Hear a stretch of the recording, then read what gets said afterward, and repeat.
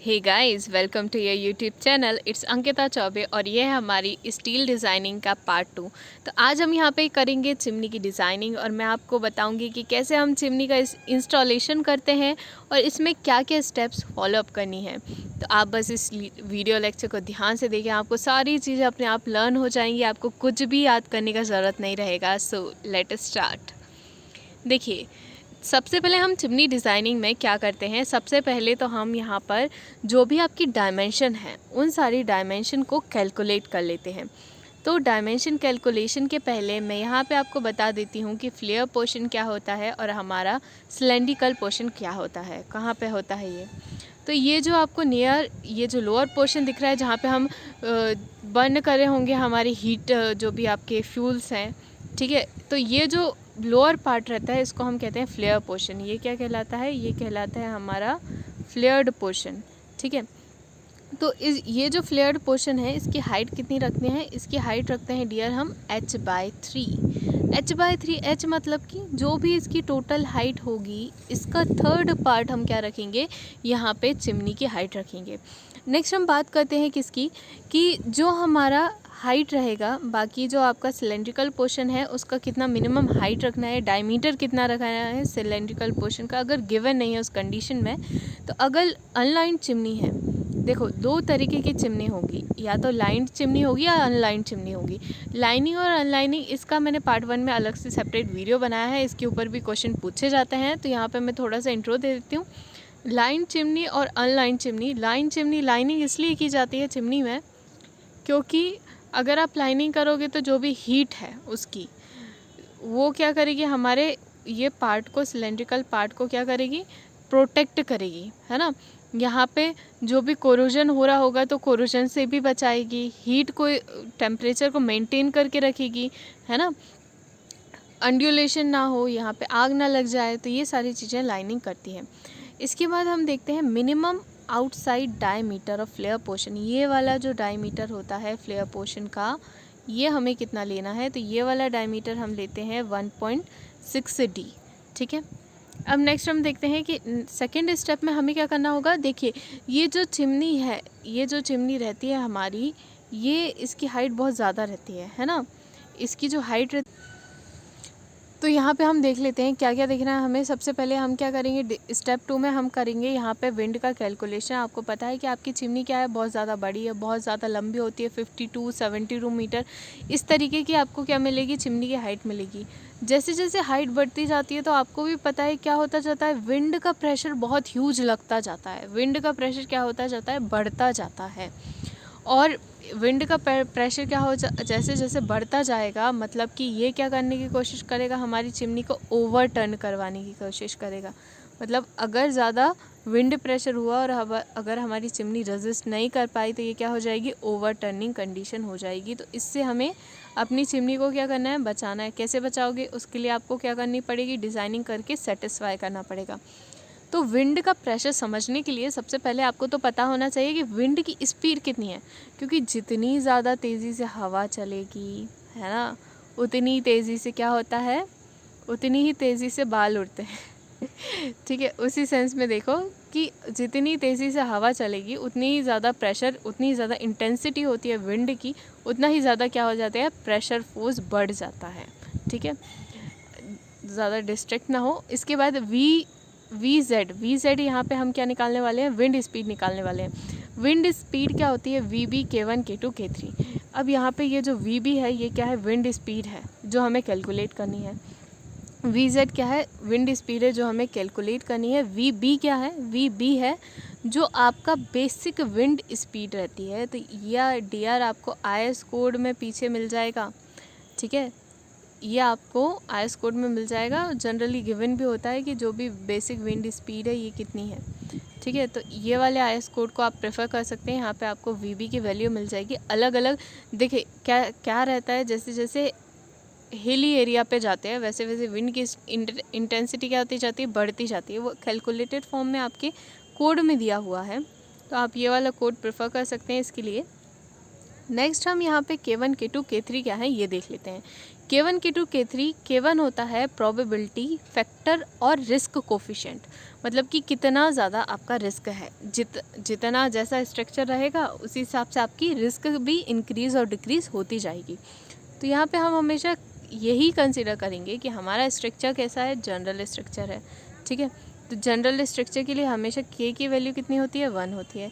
इसके बाद K3 क्या है, K3 है टोपोग्राफी फैक्टर, मतलब कि जहाँ पे आप चिमनी का इंस्टॉलेशन कर रहे हैं या आप जहाँ पे भी चिमनी का इंस्टॉलेशन कर रहे हैं उसकी ग्राउंड की टोपोग्राफी कैसी है, ठीक है। ये वाली ग्राउंड की टोपोग्राफी कैसी है उसी को हम कहते हैं टोपोग्राफी फैक्टर। तो हम यहाँ पे टोपोग्राफी फैक्टर भी K इक्वल टू क्या, K3 इक्वल टू 1 लेके चलेंगे। जनरल स्ट्रक्चर के लिए इतना ही होता है। अब हम बात करते हैं K2 की। K2 क्या होता है, topography factor and structure size factor.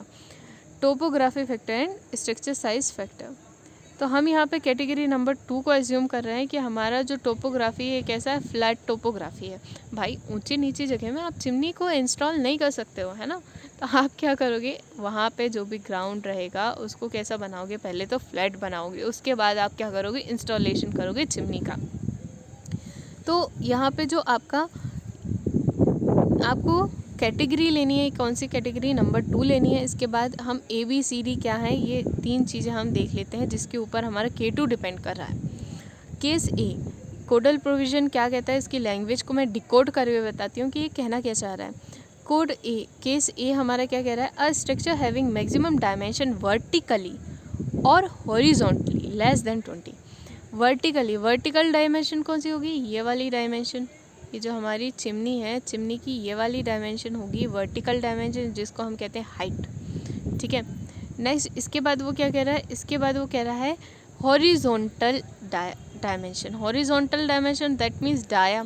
तो अगर हाइट अपॉन डाया का रेशियो 20 से कम है, अगर हाइट अपॉन डाया का रेशियो 20 से कम है, उस कंडीशन में हम केस A लेंगे।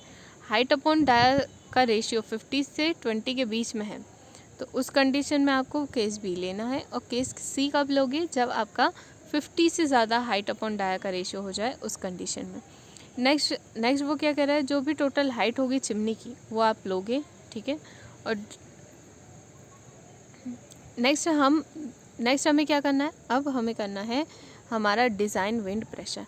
डिज़ाइन विंड प्रेशर का फॉर्मूला होता है PZ 0.6 VZ²। यहाँ पे VZ क्या है डियर, यहाँ पे VZ होता है डिज़ाइन विंड स्पीड, जो होता है न्यूटन पर मीटर स्क्वायर में। नेक्स्ट हम निकालते हैं प्रेशर फोर्स निकालने का फॉर्मूला होता है 0.07 PZD डेल्टा Z। यहाँ पे 0.07 क्या है, शेप फैक्टर है, ठीक है। एक्स डायरेक्शन अपॉन जो भी आपका एक्स डायरेक्शन और वाई डायरेक्शन में रहता है शेप फैक्टर, उसको लेते हैं हम। नेक्स्ट D क्या है, D है dia of each section. Dia, why we are saying that dia of each section, why we are saying that dia of each section. देखिए सिलेंडर, जो भी सिलेंड्रिकल पोर्शन है इसका डायमीटर सेम होता है, ठीक है। 3 पार्ट में कैलकुलेशन करना है, कैसे जो भी आपका डाया रहेगा और हाइट डेल्टा Z जो आपकी हाइट रहती है सेक्शन की। अभी हम सेक्शन को अलग अलग पार्ट में डिवाइड करेंगे, देखेंगे वो कैसे करना है। तो सिलेंड्रिकल पोर्शन का डाया तो सेम रहेगा, मगर ये जो फ्लेयर पोर्शन का है इसका डाया क्या होता जाएगा, चेंज होता जाएगा। तो इसका कैलकुलेशन तो आप इजीली कर सकते हैं, खाली आपको K को चेंज करना होगा। K को चेंज करके आप सिलेंड्रिकल पोर्शन का पूरा कैलकुलेशन इजीली कर सकते हैं। हम देखेंगे कैसे करना है उसे, मगर यहाँ पे ये वाली कंडीशन में आपको डाया कैलकुलेट करना होगा, एवरेज डाया। अब इसके बाद हम क्वेश्चन पढ़ लेते हैं और उसके बाद हम देखेंगे कि इंस्टॉलेशन कैसे करना है। तो ये क्वेश्चन कह रहा है कि design for a daily a self supporting staff chimney और of height 72 metre above the foundation level. मतलब कि क्या कह रहा है, टोटल हाइट कह रहा है, total height of the chimney कितना है, 72 मीटर है। आपका टोटल हाइट कितना है चिमनी का, 72 मीटर है, ठीक है। नेक्स्ट अब वो क्या कह रहा है, नेक्स्ट वो कह रहा है कि आपका जो सिलेंड्रिकल पोर्शन है, ये वाला जो आपका सिलेंड्रिकल पोर्शन है, इसका डायमीटर कितना है, 3 मीटर है। ये इसका डायमीटर है, यहाँ से यहाँ तक का वैल्यू है 3 मीटर, ठीक है। इसके बाद वो कह रहा है the foundation of the chimney is rested on the medium soil having the bearing capacity of 200 kilo newton per metre square. आपकी जो भी सॉइल है है ना। इसकी बेयरिंग कैपेसिटी दे दी है, इसकी bearing capacity 200 kilo newton per metre square है। इसके बाद कह रहा है the thickness of the flare portion brick lining is 100 metre. 100 metre नहीं, 100 mm है, ये थोड़ा सही कर लेंगे। तो थिकनेस ऑफ द लाइनिंग की थिकनेस कितनी है, 100 mm है। इसके बाद कह रहा है the lining is supported by the stock through the height of the chimney. जो भी आपकी लाइनिंग है भाई, ऑब्वियसली लाइनिंग हवा में तो रहेगी नहीं, आपको कुछ ना कुछ से उसको सपोर्ट करना पड़ेगा। तो उसको सपोर्ट करा गया है स्टॉक से, ठीक है। मतलब कि यहाँ से इसको हम क्या दे रहे हैं, सपोर्ट दे रहे हैं लाइनिंग को, नीचे से पूरी लाइनिंग ऊपर तक बनाई जा रही है। इसके बाद कह रहा है the chimney having the breach opening for the clearance purpose. जो आपकी ब्रीच ओपनिंग है जहाँ से फ्यूम गैसेस निकलती हैं, है ना, क्लियरिंग पर्पस के लिए, वो भी दिया है। तो कैटेगरी हमारे काम की थी तो ये हमने लिख लिया।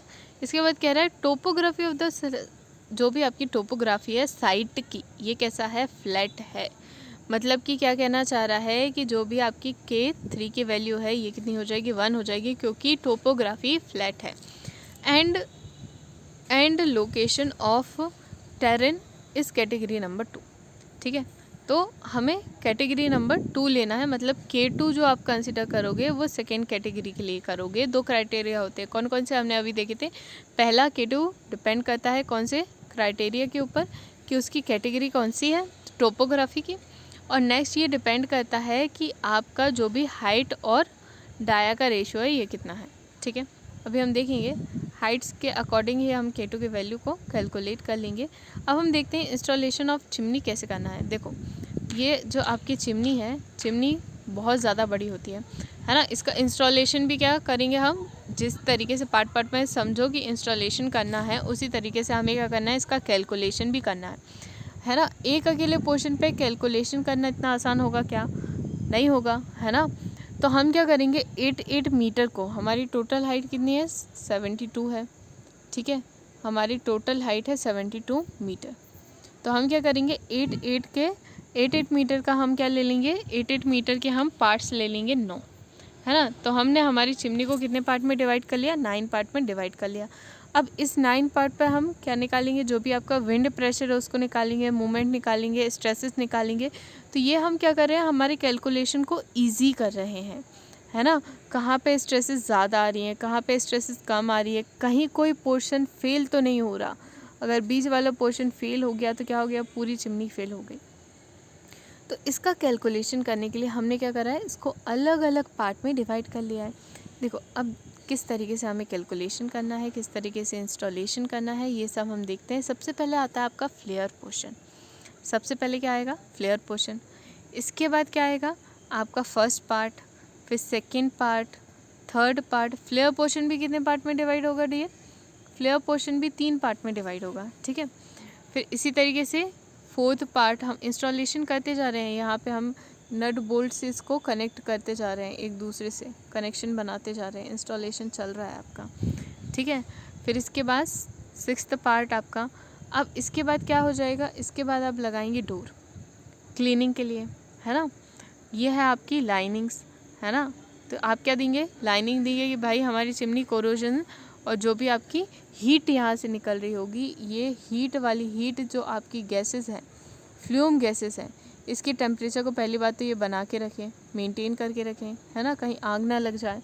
इसके बाद और क्या ये देखेगी, एक तो हीट मेंटेन करेगी, इसके बाद कोरोजन से बचाएगी, हमारे जो आउटर मोस्ट पार्ट है इसमें कोरोजन ना हो, तो कोरोजन से भी हमारी चिमनी लाइनिंग बचाएगी, है ना। तो लाइनिंग के बहुत सारे यूज़ होते हैं। अब हम लिख लेते हैं कौन सा पोर्शन, ये आपका फ्लेयर पोर्शन है पूरा, ये पूरा पोर्शन आपका फ्लेयर पोर्शन है। नेक्स्ट ये जो आपको डोर दिख रहा है, ये कौन सा डोर है, क्लीन आउटडोर है। इसके बाद ये जो आपका, अब हम ब्रीच ओपनिंग कहाँ होती है, ये आपकी ब्रीच ओपनिंग है जहाँ से आपकी फ्लूम गैसेस निकल रही होंगी ऊपर। इसके बाद ये क्या है, आपकी लाइनिंग है, ठीक है। ये जो ऊपर वाला अपर पोर्शन है इसको हम कहते हैं सिलेंड्रिकल पोर्शन। तो ये तो हमने सारी चीज़ें देख ली, इसके पार्ट्स भी देख लिए, है ना। अब इसके बाद हम स्टार्ट करते हैं हमारे क्वेश्चन को करना। तो सबसे पहले स्टेप 1 में हम क्या करेंगे, गिवन लिख लिया हमने। गिवन लिखने के बाद स्टेप 1 में हम करेंगे डायमेंशन का कैलकुलेशन। डायमेंशन का कैलकुलेशन करने के लिए आप IS 6533 पार्ट 2 1989 को प्रेफर कर सकते हैं, जिसमें जो आपका फ्लेयर पोर्शन है, फ्लेयर पोर्शन की हाइट कितनी रखनी है, h/3, है ना। फ्लेयर पोर्शन की हाइट कितनी रखनी है, h/3 रखनी है। इसके बाद फ्लेयर पोर्शन का ये जो नीचे वाला बीनीथ वाला डाया है, ये डाया कितना रखना है, 1.6 d रखना है। तो ये दोनों हम क्या करेंगे, कैलकुलेट कर लेंगे। इसके बाद हम नेक्स्ट निकालेंगे कंप्यूटेशन ऑफ विंड प्रेशर। अब हमें क्या निकालना है, कंप्यूटेशन ऑफ विंड प्रेशर निकालने के लिए सबसे पहले हमें पता होना चाहिए कि विंड की स्पीड क्या है, क्योंकि जितनी ज़्यादा हवा चलेगी उतने ही तेज़ी से बाल उड़ेंगे, ठीक है। तो VZ निकालने के लिए हमें क्या करना होगा, बेसिक विंड स्पीड चाहिए। तो दिल्ली के लिए हमने देख लिया, हमारी बेसिक विंड स्पीड कितनी है, 47 है, पेज नंबर आपके 49 में दिया है। अब K1 निकालना है। K1 क्या है, वही प्रोबेबिलिटी फैक्टर। प्रोबेबिलिटी फैक्टर हम हमेशा जनरल स्ट्रक्चर के लिए 1 लेंगे, ये आपका पेज नंबर 49 में दिया है, IS 1875 1987 में। नेक्स्ट आपको निकालना है topography factor, K3। Topography factor general structure के लिए कितना होता है, 1 होता है। इसके बाद अब हम बात करते हैं K2 की। K2 क्या होता है, टोपोग्राफी फैक्टर है, स्ट्रक्चर साइज फैक्टर। ये कैसे निकालना है, पेज नंबर 12 में दिया है, इसको हम देखेंगे डिटेल में। यही बस चेंज होता है, K2 की वैल्यू आपकी चेंज होती जाएगी, अलग अलग पोर्शन के लिए अलग अलग होती जाएगी हाइट के अकॉर्डिंग। तो वो हम देखेंगे कैसे कैलकुलेट करना है। अब हम VZ, ये सारी जो आपकी वैल्यू है, ये जो सारी वैल्यू हैं, इसको हम काय में रख देंगे, इन सारी वैल्यू को हम रख देते हैं ये वाले पोर्शन में, VZ में रख देते हैं। तो जब आप ये सारी वैल्यू को VZ में रखोगे तो VZ का एक फॉर्मूला मिल जाएगा, क्या, 47 K2, ठीक है। अभी इसमें कुछ भी नहीं करना, अभी K2 की वैल्यू पुटअप नहीं करनी है, मैं बताऊंगी तभी आपको पुटअप करनी है K2 की वैल्यू, ठीक है। अब इसके बाद हमें निकालना है design wind pressure. Design wind pressure निकालने का फॉर्मूला होता है डियर, PZ = 0.6 VZ का स्क्वायर। VZ हमने निकाल लिया ऊपर से, ठीक है। तो इसमें खाली इंटू किसका करना है, 0.6, इसको हम क्या करेंगे, VZ की वैल्यू रख देंगे। तो अब अभी भी K2 के वैल्यू रखने का ज़रूरत नहीं है, ठीक है। तो अगर हम न्यूटन में देखें तो ये हो जाएगा 1325.4 न्यूटन, ठीक है। इसको हम कन्वर्ट कर लेंगे काय में, किलो न्यूटन में। इसको हम काय में कन्वर्ट कर लेंगे, किलो न्यूटन में कन्वर्ट कर लेंगे, ठीक है। अब इसके बाद हम क्या निकालेंगे, नेक्स्ट हम निकालेंगे प्रेशर फोर्स। प्रेशर फोर्स निकालने का फॉर्मूला होता है 0.7 PZD × ΔZ। ये सारे फॉर्मूले आपको मिल जाएंगे IS कोड में, IS कोड में आपको सारे फॉर्मूले मिल जाएंगे, ठीक है। जो आपका 87 वाला IS कोड है ना, उसमें मिल जाएंगे सारे फॉर्मूले, आप मेन वही है, ठीक है। तो उसको आप डाउनलोड कर लीजिएगा, मेरे को याद दिला दीजिएगा, तो डिस्क्रिप्शन में लिंक भेज दूँगी मैं। अभी भी हम K2 की वैल्यू नहीं रखना है, मैं बताऊँगी तभी रखेंगे। तो यहाँ पे हम क्या करेंगे, सबसे पहले तो हम वैल्यू पुटअप कर लेते हैं किसकी, ये हो जाएगा, ये आपका फॉर्मूला है प्रेशर निकालने का, प्रेशर फोर्स निकालने का फॉर्मूला क्या है, 0.7 PZD × ΔZ। यहाँ पे D क्या है, D है आपका डाया, जो भी आपका पोर्शन है, जिस भी पोर्शन का है उसका डाया, ठीक है। तो ये हो जाएगा डाया। इसके बाद आपका ΔZ क्या है, जो भी हाइट ऑफ पोर्शन, ये देखिए, ये आपकी हाइट, हर एक पोर्शन की हाइट कितनी ली है हमने, 8 मीटर ली है ना। ये देखो, ये हमने हर एक सेक्शन की हाइट कितनी ली है, 8 मीटर ली है ना। तो ये हो जाएगा 8 मीटर D हमारा। ΔZ सबके लिए कितना हो जाएगा, 8 मीटर हो जाएगा, सबके लिए ही होगा, है ना, क्योंकि हमने हर एक से सेक्शन की साइज़ कितनी रखी है, 8 मीटर रखी है। अब हम सबसे पहले कैलकुलेशन करेंगे X1 सेक्शन में। ये देखिए, ये आपका X1 सेक्शन कहाँ पे है, ये है आपका X1 सेक्शन, ये आपका X1 सेक्शन है। अब यहाँ पे हम क्या करेंगे, P1 की वैल्यू निकालेंगे, ठीक है। इस सेक्शन में क्या कर रहे हैं हम, P1 की वैल्यू निकाल रहे हैं। तो P1 की वैल्यू निकालने के लिए हमें अब ज़रूरत किसकी होगी, K2 की वैल्यू की ज़रूरत होगी, है ना। अब किसकी वैल्यू की ज़रूरत होगी, K2 की वैल्यू की ज़रूरत होगी।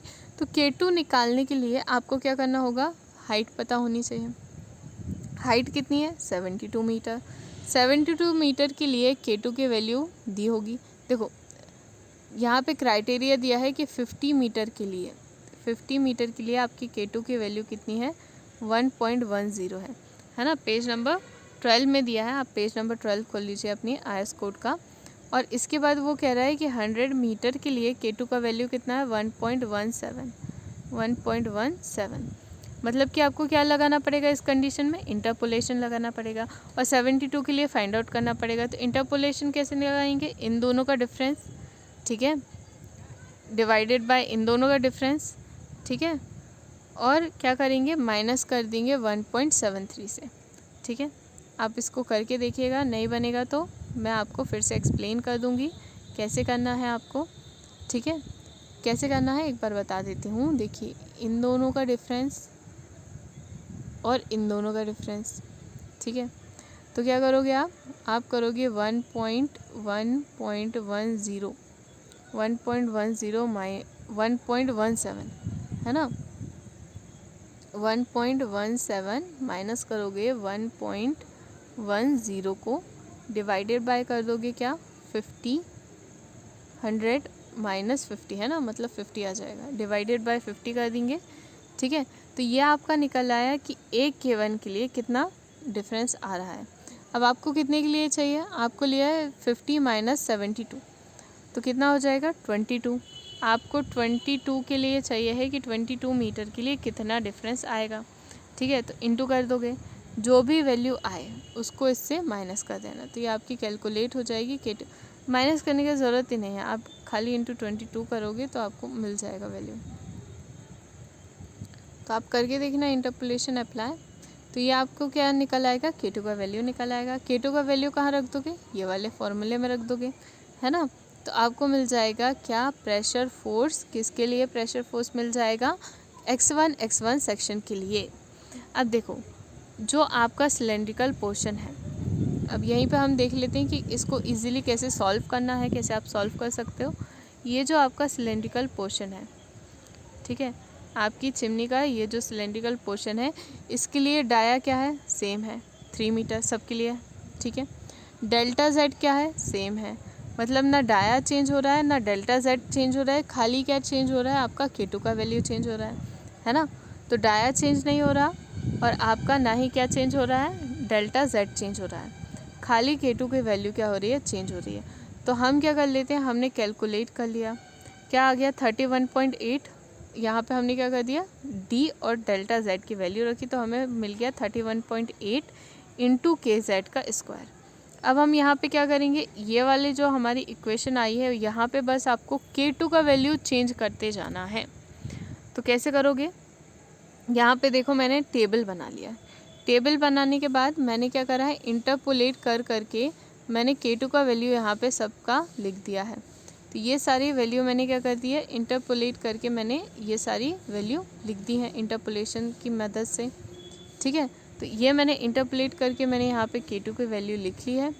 इसके बाद यहाँ पे मैंने लिख लिया हाइट कितने मीटर के लिए है, इसके बाद मैंने यहाँ पे लिख लिया डाया का कॉलम, इसके बाद डेल्टा जेड का कॉलम और यहाँ पे प्रेशर फोर्स का कॉलम, ठीक है। इतना मैंने यहाँ पे बना लिया है।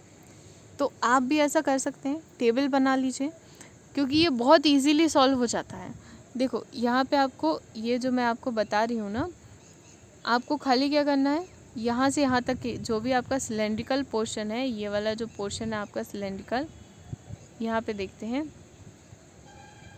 ये जो आपका सिलेंड्रिकल पोर्शन है, इस सिलेंड्रिकल पोर्शन के लिए आपका डाया चेंज नहीं हो रहा, ना हाइट चेंज हो रही है। तो आपको खाली क्या करना है, 31.8 जो भी 31.8 है इंटू K2 करना है, K2 का स्क्वायर। इतने पूरे पोर्शन के लिए 31.8 इंटू K2 का स्क्वायर करना है।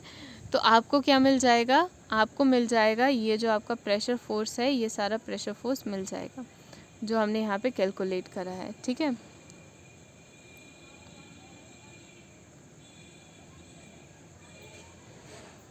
तो आपको समझ आया कैसे करना है। ये जो आपका पूरा सिलेंड्रिकल पार्ट है, ये पूरा सिलेंड्रिकल पार्ट में आपका ना डेल्टा जेड चेंज हो रहा है, ना ही आपका डी चेंज हो रहा है। तो आप क्या करोगे, आपने कैलकुलेट कर लिया 31.8 इंटू K2 का स्क्वायर, ठीक है।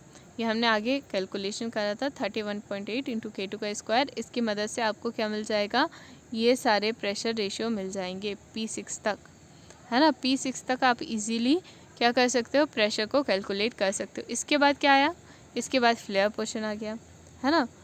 ठीक है, इसके बाद क्या हुआ, इसके बाद क्या आ जाएगा हमारा फ्लेयर पोर्शन। फ्लेयर पोर्शन में क्या हो रहा है, डाया चेंज हो रहा है। ये वाला जो फ्लेयर पोर्शन है इसमें क्या हो रहा है, डाया क्या हो रहा है, चेंज होता जा रहा है। तो इसके लिए आपको क्या करना पड़ेगा, अलग से कैलकुलेशन करना पड़ेगा, है ना। तो यहाँ पे मैंने डाया का कैलकुलेशन भी बताया कि डाया का कैलकुलेशन आप कैसे कर सकते हो। देखो, जो आपका ऊपर वाला अपर पोर्शन है इसका डाया कितना है, 3 मीटर।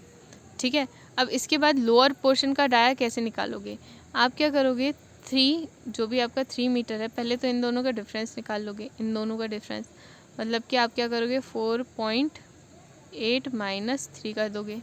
ठीक है, तो 4.8 इंटू 3 माइनस कर दोगे तो आपको क्या मिल जाएगा कि इनके बीच का डिफरेंस कितना है, ये मिल गया। अब ये जो आपका डायमीटर है ये कितने पार्ट में डिवाइड है ना, तो ये भी आपको निकालना पड़ेगा। तो ये आ गया 1.8। अब ये कितने पार्ट में डिवाइडेड, 2 पार्ट में, एक ये वाला एक ये वाला, मतलब कि एक ये वाला और एक ये वाला, 2 पार्ट में डिवाइड है। तो आपको क्या मिल गया, एक पार्ट का डायमीटर मिल गया 0.3। अब क्या करोगे, फिर से डिवाइडेड बाय 2 करोगे तो क्या मिल जाएगा आपको, फिर से डिवाइडेड बाय 2 करने पे आपको मिल जाएगा कि ये वाले पोर्शन और ये वाले पोर्शन का डायमीटर कितना है। ठीक है, तो आपने क्या करा, 4.8 माइनस 3, सबसे पहले इन दोनों का डिफरेंस निकाल लिया। ठीक है, सबसे पहले हमने क्या करा, सबसे पहले हमने इन दोनों का डिफरेंस निकाला। डिफरेंस निकालने के बाद ये कितने पार्ट में डिवाइडेड था, 2 पार्ट में, तो हमने इसको 2 पार्ट में डिवाइड कर दिया। अब ये देखिए, ये जो आपका डायमीटर है ये खुद कितने पार्ट में डिवाइड है, आधा इधर है आधा इधर है। तो ये हमने क्या कर दिया, फिर से क्या कर दिया, डिवाइडेड बाय 2, तो सिंगल पोर्शन का हमें क्या मिल गया, डायमीटर मिल गया। अब इसके नेक्स्ट वाले नीचे वाले में आप कैलकुलेशन कैसे करोगे, नीचे वाले में हम कुछ नहीं करेंगे, नीचे वाले का कैलकुलेट करने के लिए 3.3 माइनस 4.8 कर देंगे। हम क्या कर देंगे, 4.8 माइनस 3.3 कर दिया, डिवाइडेड बाय 2 कर देंगे। तो इन दोनों का क्या मिल जाएगा, 3.3 को माइनस करा तो ये जो इन दोनों के बीच का डिफरेंस है वो मिल गया, डिवाइडेड बाय 2 कर दिया तो हमें एक पार्ट का क्या मिल गया, एक पार्ट का हमें कितना एक्स्ट्रा पोर्शन है वो मिल गया। तो ये था 0.07। ठीक है, तो 0.07 प्लस 0.07 हो जाएगा 4.5। तो ऐसा आपको मिल जाएगा, तीनों डाया आप कैलकुलेट कर सकते हो। ठीक है, तो डाया का कैलकुलेशन हम कर लिया। अब डाया का कैलकुलेशन करने के बाद देखिए, उसके ऊपर का तो पूरा आपको समझ आ गया कि यहाँ पे मैंने क्या करा है, इतना पार्ट को कैलकुलेट करने के लिए मैंने क्या करा है, 31 पॉइंट जो भी आपका वैल्यू था, कितना वैल्यू था आपका, ये था 31.8 इंटू K2 का स्क्वायर, है ना, यही करा है मैंने। तो यहाँ पे यहाँ तक के लिए मैंने क्या कर दिया, 31.8 इंटू K2 का स्क्वायर। K2 मैंने यहाँ पे इंटरपोलेशन से कैलकुलेट कर लिया है, खाली यहाँ पे K2 की वैल्यू रखती गई हूँ और मैंने यहाँ पे प्रेशर फोर्स निकालती गई हूँ, है ना। तो ये आप ऐसा टेबल बना के कर सकते हैं, बहुत इजीली हो जाएगा। अच्छा, अब हम फ्लेयर पोर्शन का कैलकुलेशन कैसे करेंगे वो भी बता देती हूँ। देखिए, फ्लेयर पोर्शन का कैलकुलेशन करने के लिए आप यहाँ पे क्या करोगे, ये वाला जो आपका फार्मूला है 0.9277, है ना, इसमें क्या कर देना, इंटू 8 कर देना, 0.9277 जो आपका फार्मूला है 0.9277, ये है 0.9277। इसमें क्या करते जाओगे, डाया का इंटू करते जाओगे और ये वाला आपका डेल्टा जेड का इंटू करते जाओगे, तो आपको क्या मिलता जाएगा, आपको ये रेस्ट पार्ट का वैल्यू कैलकुलेट हो जाएगा, है ना। मतलब कि आपको अलग से इतना सारा कैलकुलेशन करने की ज़रूरत नहीं है, वहाँ पे इतना टाइम नहीं रहेगा कि आप एक एक चीज़ें निकालते बैठो। तो ये मैंने आपको बहुत इजी कैलकुलेशन बता दिया है कि आप टेबल के फॉर्म में, टेबलर फॉर्म में कैसे आसानी से कैलकुलेट कर सकते हो प्रेशर फोर्स की वैल्यू। अब हम नेक्स्ट आगे बढ़ते हैं मूवमेंट के ऊपर। अब हमें नेक्स्ट क्या कैलकुलेट करना है, अब नेक्स्ट हमें क्या कैलकुलेट करना है, movement, bending movement, over turning movement का कैलकुलेशन करने के लिए एक फार्मूला मैं यहाँ पे दे रही हूँ आपको। ये होता है प्रेशर इनटू लेंथ का हाफ। यहाँ पे आप लेंथ का हाफ लिख सकते हो या फिर डेल्टा जेड का हाफ भी लिख सकते हो। डेल्टा जेड कहना सही नहीं रहेगा, आप लेंथ का हाफ लिख लीजिए। लेंथ का हाफ मतलब कि देखो, यहाँ पे ये वाला हम फिर से अपने डायग्राम के ऊपर जाते हैं। तो अगर आप इस डायग्राम को देखो, तो इस डायग्राम में जो भी प्रेशर फोर्स लग रहा है, ये जो भी आपका प्रेशर फोर्स लग रहा है, ये कहाँ पे लेंथ के हाफ में लगता है ना। जो भी आपका प्रेशर फोर्स लगता है ये कहाँ लगता है, लेंथ के हाफ में लगता है। अब जैसे कि मुझे x1 का कैलकुलेशन करना है, यहाँ पे मुझे कैलकुलेशन करना है कि ओवर टर्निंग मोमेंट का कितना इफेक्ट आ रहा है। तो मैं कैसे करूँगी, मैं क्या करूँगी, प्रेशर इंटू 8 का हाफ ले लूँगी। यहाँ पे मोमेंट निकालने के लिए मैं क्या करूँगी, प्रेशर इंटू क्या कर दूँगी, 8 का आधा। तो मुझे क्या मिल जाएगा, मोमेंट मिल जाएगा। ठीक है, इसके बाद अगर मैं कैलकुलेशन करना चाहूँ x2 पोर्शन के लिए, ये वाला x2 पोर्शन के लिए अगर मैं कैलकुलेशन करना चाहूँ तो अब मुझे क्या करना पड़ेगा। अब देखो ये वाला फोर्स कहाँ लग रहा है, यहाँ लग रहा है। यहाँ मतलब कि 8 प्लस क्या हो जाएगा, 8 प्लस ये देखो ये प्रेशर फोर्स यहाँ पे मुझे कैलकुलेट करना है। तो ये क्या हो जाएगा, 8 प्लस 4/2। ये जो 8 प्लस 4/2 लग रहा है, ये कौन सा लग रहा है, P1 प्रेशर फोर्स लग रहा है। P1 प्रेशर फोर्स कितने पार्ट में लग रहा है, देखो आप खुद देखो, आपको दिख रहा होगा इतने पूरे पार्ट में P1 प्रेशर फोर्स लग रहा है ना। तो ये क्या हो जाएगा, P1 8 प्लस 4 हो जाएगा। ठीक है, तो खाली क्या P1 अकेला लग रहा है, नहीं, P2 भी लग रहा है। और P2 कितने पार्ट पे लग रहा है, अब कितना पार्ट बचा, ये इतना पार्ट बचा। तो ये क्या हो जाएगा, P2 लगेगा आपका हाफ डिस्टेंस में 8/2 में, है ना, आधे में लग रहा है देखो। तो ये क्या हो जाएगा, P2 इंटू 4/2, सॉरी 8/2। ठीक है, P2 इंटू 8/2। अब इसके बाद हम चलते हैं थर्ड पार्ट पे, है ना। जो आपका थर्ड पार्ट है, ये आपका थर्ड पार्ट है। अब थर्ड पार्ट पे देखो, ये है आपका प्रेशर फोर्स P3। तो P3 कितने पार्ट पे, P3 क्या हो जाएगा, P3 इंटू 4 हो जाएगा। P3 इंटू 4, क्या अकेला P3 लग रहा है, नहीं, P2 भी लग रहा है। अब P2 कितने पार्ट के लिए लग रहा है, इतने पार्ट के लिए लग रहा है ना। ये देखो इतने पार्ट के लिए लग रहा है, यहाँ से लेके यहाँ तक का हाफ आ रहा है समझ। ये x3 पार्ट है, x3 पार्ट है। P3 कहाँ लग रहा है, P3 कितने पार्ट के लिए, P3 देखो हाइट लेंथ देखते जाओ कितना है, P3 इंटू 4 है ना, P3 इंटू 8/2 है ना, या P3 इंटू 4। P2 देखो ये P2 लग रहा है, P2 कितनी लेंथ के लिए लग रहा है, ये वाली लेंथ के लिए लग रहा है। कितना हो जाएगा ये लेंथ, ये लेंथ हो जाएगा 8 प्लस 4, ठीक है, 12 ठीक है, सॉरी ये हो जाएगा, हाँ 8 प्लस 4। इसके बाद आप देखो P1 यहाँ से यहाँ तक लग रहा है, मतलब इतना पूरा पोर्शन को कैलकुलेट करना पड़ेगा, है ना। तो ये हो जाएगा कितना, 8 प्लस 8, 8 दूनी 16 प्लस 4 24, ठीक है 20 20। तो ये हो जाएगा P1 इंटू 20। ऐसे ही बढ़ता जाएगा, ठीक है डियर। जो भी आपका सेक्शन है उस सेक्शन पे लाइन खींचो, उसके बाद आप कैलकुलेट करते जाओ। ये देखो P4, अब जब x4 के लिए निकालोगे तो देखो P4 इंटू क्या हो जाएगा, 4 हो जाएगा, है ना। P3 इंटू क्या हो जाएगा आपका, P3 इंटू क्या हो जाएगा, P3 इंटू हो जाएगा आपका 4 8 4 12, P3 इंटू 12। ऐसे ये बढ़ता जाएगा, 20 हो जाएगा, P2 इंटू 20, है ना, P1 इंटू 24, 28, जो भी आपका कैलकुलेशन आए, ठीक है।